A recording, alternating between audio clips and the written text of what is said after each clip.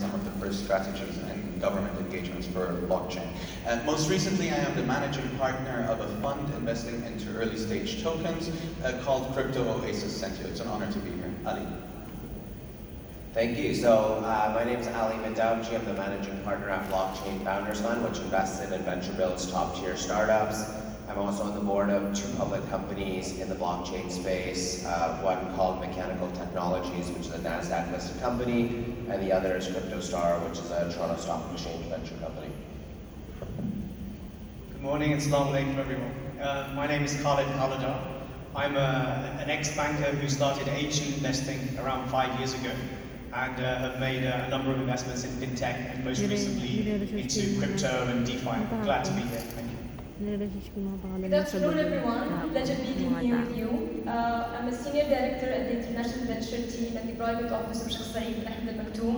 I'm also the head of research. I have been specialized for the past 5 years mainly on the blockchain enterprise. We have worked with, I believe, dozens of companies who have analyzed more than 100 use cases for blockchain. Hopefully today you will be learning something new, and thank you. Hello everybody, glad to see you all today. My name is Sanda Titama, I'm CEO of Telegram, and we have a group of companies which include crypto VC funds, so we invest into prospective DeFi crypto projects. As well, we have our own news media website, coinstelegram.com, and a YouTube channel, Byte Crypto, where we take interviews with the leaders of the industry, make reviews of the projects. And as well, we have PR marketing agencies, so we support different crypto tech companies in all kinds of ways. We help companies with publications in top financial, business, crypto media like Forbes, Entrepreneur, Finance, Yahoo, Cointelegraph. We help with regional development all over the world. We as well work with a lot with influencers, YouTube, Twitter influencers, do different social media campaigns, and help as well companies with business development. Thank you. Thank you so much. And I'm so excited just to see that we are representing so many different nations and cultures here, right? This is bringing a lot of financial inclusivity. And we're also 50% women up here. So I'm really happy about that as well. Just for the folks out there who are maybe a little bit confused by the terminology, they hear crypto, blockchain, Bitcoin, DeFi, is it one and the same, are they all different? Sakura, I know you have a really good explanation for this of sort of, describing the foundation layers and the companies built on top. So can you just share with everyone sort of the ecosystem and the landscape, and what is crypto versus DeFi? Perfect. Yeah, thank you for allowing me to do so, because I feel there's a lot of unclarity around this. Blockchain is an umbrella term, right? It's a technology. Think of blockchain as you would think of concrete for a building, right? With concrete, you can build a building, you can build a hospital, you can build a hotel, right? So blockchain is really this umbrella term that includes what this technology is. When we think about cryptocurrencies, all of the 13,000 different forms of cryptocurrencies that exist out there, and more, and ever increasing, they are one type of application of blockchain, right? We then use these cryptocurrencies to define a new industry, which is decentralized finance, right? So think of blockchain as the mesh that holds it all together. DeFi, crypto, and others are just different applications built on top.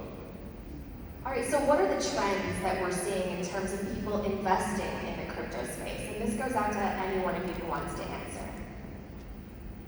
Can I start? Sorry, Ali. One of the most important things I have been seeing lately, the fact that we can literally tokenize everything, right? Starting from copyrights up to real estate, right? Which made, there is like a small number of people, if I can say, that did not get the access to traditional investment, get the chance to actually own a fraction of real estate. And I see this itself as the beginning of a bigger hype to cover the entire nation, not only institutional investors. Thank you. Yeah, so there's three sort of main categories that we look at as sort of areas to invest in, right? So the first one is what we call blockchain, but not crypto. This is sort of our internal terminology. But this is, not token investments. This is more enterprise-related tech, which I know you're very involved in. And, this can include like ag tech, ed tech, supply chain tech, music tech, all of these sorts of things where blockchain's at the core of solving real-world problems. The second category was what we call blockchain, areas that service the crypto industry. So this is sort of bridging the gap between the traditional industry and the crypto industry. And so you've got, exchanges, wallets, custodians, market makers, white label credit cards, all of that sort of stuff in the second category. The third is what we call crypto native, and this can be, layer one chains, but this can also be, DeFi, NFTs, gaming, derivatives, all of that sort of stuff. So that's sort of how we break it down internally when we do it. So from my perspective, there are two big areas that I'm particularly looking at. One is decentralized finance, and you're seeing a huge trend there from institutions coming into that space. So in my view, and I'm sort of evangelical about this, I think it can completely disrupt banking. And for me, it's what the blockchain was invented for, was decentralized finance. On the other side of the scale, I used to be very into gaming, perhaps when I had hair. So the whole scope of NFTs and gaming and play to earn, that's a huge deca-billion industry. And there you're seeing even people changing their incomes based on play to earn in sort of emerging market countries. So decentralized finance at the big end, and NFT gaming at the small end, the two areas that I'm looking at. I think currently we have three trends in crypto investing. First is Web3 and different layer 1, layer 2 solutions, so basically infrastructure companies. Then second, gaming companies, metaverse companies, and NFTs. And how one of the biggest digital assets fund Grayscale claims the metaverse industry can be a $1 trillion industry in the future. I think this year and next year we will see much more developments in gaming, metaverse. And as for DeFi, I think we already had a hype around half a year ago. And now gaming and NFTs are more leading. Maybe from next year with big institutional adoption of DeFi, the trend for DeFi will come back. To put this all a little bit into context, I don't think we need to go too far back into the past to find the boom that we see and live in today not being existent. Just in March 2020, not long ago, in March 2020, Bitcoin was at $3,700. So I think what's very important to take away is that we are a little bit of a boom. There's somewhat of a hype around this. So I think it's very important for everyone to do their own research, to understand what they're investing in, and understand the technologies that are behind it. No, that's a really great point. We do want to remind everybody that this is just for educational purposes only. This isn't official investing advice, but let's dig into what you just said a little bit more, because some of us remember back in the 90s when the internet came out. We had all these .com companies, we had the .com bubble, and some people want to equate the crypto and blockchain space to that as well. They worry that some of the racehorses will win and then some of them will fall behind and maybe even go to zero. What are your thoughts on that?